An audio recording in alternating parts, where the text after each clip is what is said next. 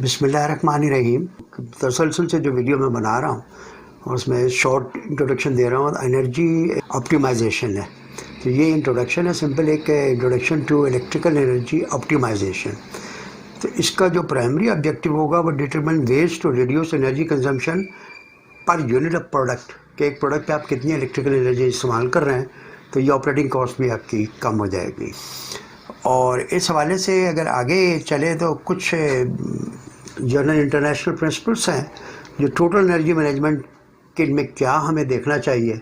तो उसमें मैनेजमेंट का सबसे पहले कमिटमेंट बड़ा ज़रूरी है। मतलब आप कहेंगे ठीक है जी ऑप्टिमाइजेशन मैं कर रहा हूँ, लेकिन मैनेजमेंट आपको सपोर्ट नहीं कर रही, तो आपको कोई एफर्ट्स बिल्कुल बेकार हो जाएंगी। ऑप्टिमम यूज़ ऑफ रिसोर्सेज, आपके पास अपने पास जितनी रिसोर्सेज उसको ऑप्टिमाइज़ करें। और आइडेंटिफिकेशन ऑफ अपॉर्चुनिटीज़, या आपने फाइंड आउट करना है, जो भी आपका ऑडिटर हो एनर्जी का, उसको ये सारी चीज़ें करनी पड़ेंगी। इम्प्लीमेंटेशन ऑफ प्रोजेक्ट्स भी, अगर नए का प्रोजेक्ट लगाना है तो उसमें इन्वेस्टमेंट करनी पड़ेगी। इस्टेब्लिशमेंट ऑफ ऑपरेशनल क्राइटेरिया, मतलब आप जो गोल सेट करेंगे उनकी फिर उसके बाद मॉनिटरिंग एंड टारगेटिंग भी ज़रूर होनी चाहिए। तो ये एक बहुत इंपॉर्टेंट है कि एनर्जी मैनेजमेंट में आप मतलब कि इसको किस किस तरह करेंगे। और इसमें जो मेजर इश्यूज़ हैं वह है जनरल रिक्वायरमेंट्स। अच्छा, दूसरा एक ये कि टेक्निकल इश्यूज़ बहुत सारे हैं, जिसमें वोल्टेज ऑप्टिमाइजेशन, और जितनी मतलब ज़्यादा जो आपकी जो टॉर्क है वो proportional square of the voltage है। तो आप जितनी लो वोल्टेज पे अगर आप ऑपरेशनल कर लेंगे, आपकी मोटरें स्टार्ट हो जाती हैं, रिक्वायर्ड टॉर्क आपकी डेवलप हो जाती है, तो आपकी एनर्जी सेविंग है। इसी तरह लाइटिंग सिस्टम में जनरली 15 से 20% की सेविंग हो सकती है, क्योंकि टोटल कंजम्पशन भी मतलब ये है कि लाइटिंग सेविंग में बहुत ज़्यादा सेविंग हो सकती है। इसी तरह मोटर साइजिंग में, कि मोटर साइजिंग में अगर आपने बड़ी मोटर लगा दी, रिक्वायरमेंट आपकी कम की है, तो मोटर की एफिशिएंसी कम हो जाती है। नॉर्मली एक जनरल स्टैंडर्ड मोटर की 85% एफिशिएंसी है, तो ये 60 to 50% हो जाती है अगर आपने 5 किलोवाट की जगह 10 किलोवाट की मोटर लगा दी। तो इसको ऑप्टिमाइजेशन 80 to 90% तक मोटर को यूज़ होना चाहिए। इसी तरह पावर क्वालिटी के हवाले से अगर आपके हार्मोनिक ज़्यादा है तो एनर्जी लॉसेस आपके बढ़ जाएंगे, तो उसको भी बहुत ख्याल रखने की ज़रूरत है। फिर उसके बाद एक है टैरिफ, कि आप अपनी रिक्वायरमेंट के मुताबिक टैरिफ को सेलेक्ट करें। जो भी यूटिलिटी कंपनी का टैरिफ है तो इकोनॉमिकल टैरिफ को लेने की कोशिश करें। बाद लोगों को मैंने देखा है इंडस्ट्री के, हमने बहुत सारे एनर्जी ऑडिट किए हैं कि टैरिफ ही गलत सेलेक्ट किए हुए। उसके बाद फिर पावर फैक्टर एक बहुत बड़ा इशू है, मतलब ये कि हर आदमी सिर्फ एनर्जी सेविंग में लाइटिंग और पावर फैक्टर के अलावा कोई बात ही नहीं करता। तो इसमें भी सेविंग हो सकती है अगर पावर फैक्टर इंप्रूवमेंट में आपके वहाँ पे। और प्लांट लोड फैक्टर को अगर आप कर लेंगे तो आपकी मैक्सिमम डिमांड, आपकी जो ये चार्ज होती है वो कम हो जाएगी।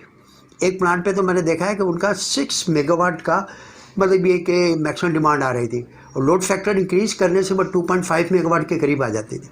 तो उनकी करोड़ों रुपए की साल की सेविंग हो रही थी, जो मैक्सिमम प्लांट में फिक्स चार्जेस आते हैं वहाँ पे। तो ये एक मेजर इशूज़ हैं यहाँ पे। इसी तरह लाइटिंग सिस्टम में अगर आप जाएँ तो वहाँ 15 to 20% आर्टिफिशियल लाइटिंग इस्तेमाल कर रहे हैं। 75% ऑफ इस एनर्जी को हम बचा सकते हैं। कॉस्ट ऑफ प्रोवाइडिंग 500 तो बहुत छोटी है, कप ऑफ चाय ही बनती है, इससे ज़्यादा। Biometric research that up to 10% loss in productivity and efficiency of lighting level is cut down for 500 lux to 250 lux. मतलब प्रोडक्शन लेवल आपका कम हो जाएगा, लोगों की एफिशिएंसी भी ख़राब हो जाती है।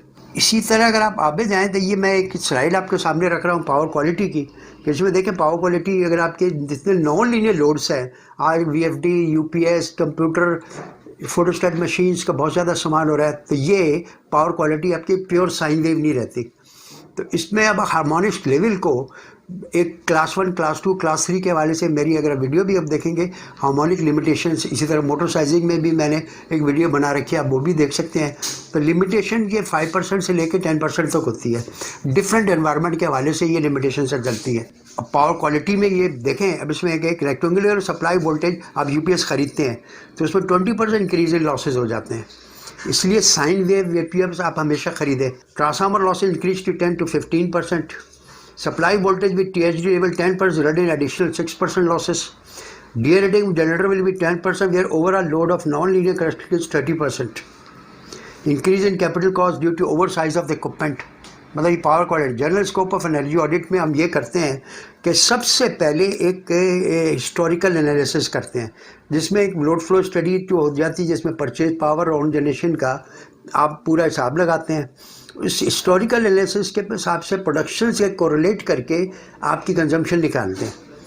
उसके बाद सेकंड फेज में और प्लांट का एक विजिट होता है, जिसमें क्या कहते हैं, देखते हैं कि लूप होल्स कहाँ कहाँ पे हैं, उसको आइडेंटिफाई करते हैं। और थर्ड फेज में डिटेल असेसमेंट्स होती है कि इनको ओवरकम करने के लिए शॉर्ट टर्म प्लानिंग क्या होगी और लॉन्ग टर्म प्लानिंग क्या होगी।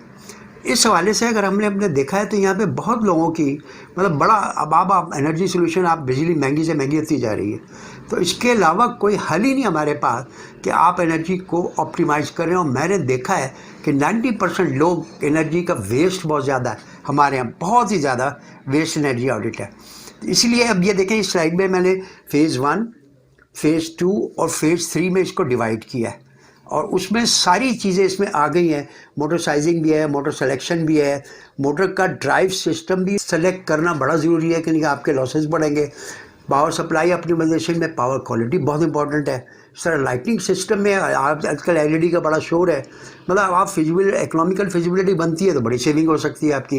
लेकिन ओवरऑल आप एक इंडस्ट्री के हवाले से बात करें तो इंडस्ट्री में 70 to 80% लोड तो मशीन्स का होता है, बाकी 20% के करीब होता है लाइटिंग का।